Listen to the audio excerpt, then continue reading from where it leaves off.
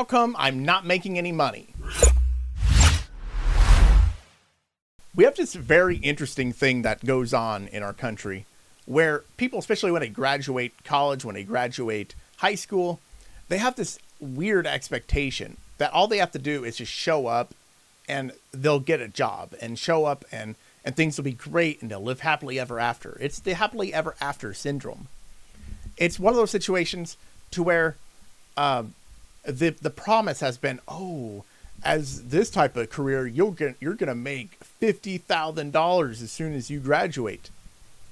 But the reality may be that you're not really gonna make that much money until you have worked in the industry for 3 or 4 years. And so, a great example of this is accounting.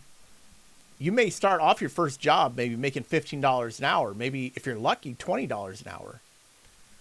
If you stick with it and you get to CPA and you get other certifications, you can build your career to where you're eventually making 80, 90, 100 or more every year, and things are going great and you have a great career. But this is one of those expectations where we just think that people are just doing well. If you were to take the snapshot of my career a year ago, you would have thought that I had a great life, but I haven't. I mean, it's been good. I have no complaints and things are the way they are, but it wasn't always that good. I had to work.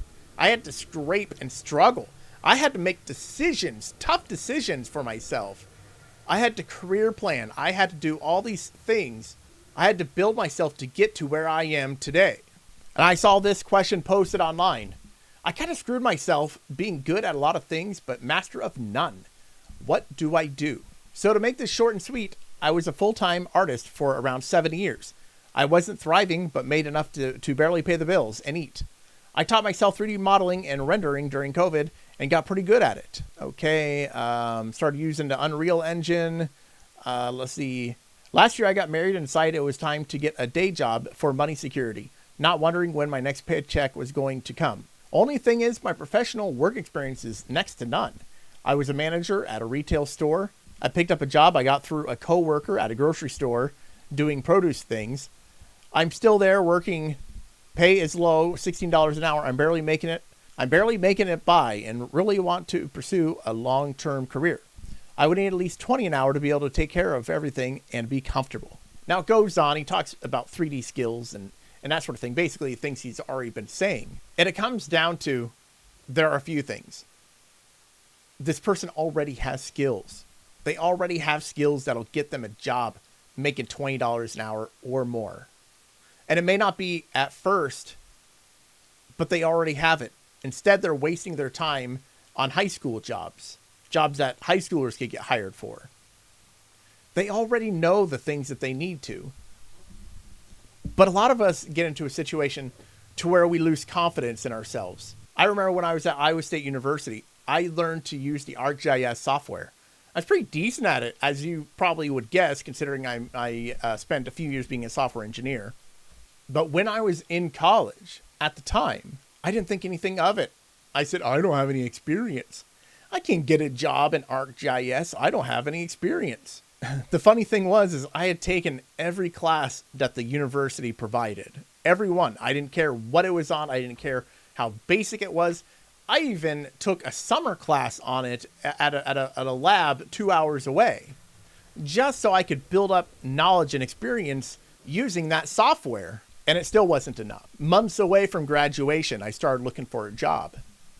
And I looked. I really did. And, I convinced myself that I needed the certification in order to get a job. Now, this was in 2005. So in 2005, I convinced myself I needed the certification. I didn't. I really didn't. And, as one of the actually biggest mistakes I think I ever made in my life is I didn't pursue it because I didn't think I was good enough. And so many times when I've talked to people and they've talked about their lives, they say the same thing. I didn't think I was good enough. All the time, that is what I hear. I was just not good enough to get that job. I wasn't good enough to get employed by that employer. I just wasn't good enough to even try. Now, naturally, this is on you, and it's naturally on me. It's on the person who made that poor decision.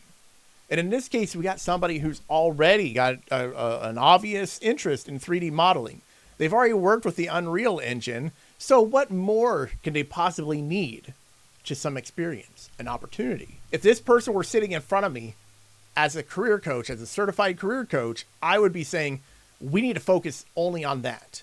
We're going to adjust your resume so it only reflects those skills, nothing else. We're going to talk about the projects that you've worked on. We're going to demonstrate the portfolio that you have, which sounds like they already do. And we're going to build our entire resume around that. And we are going to frame your history, your life around you being in 3D modeling. That's what we would do. We'd get rid of all the other stuff, all the retail and everything else, and just frame everything around you and the modeling. And eventually you would get hired for a job. But this person doesn't know that.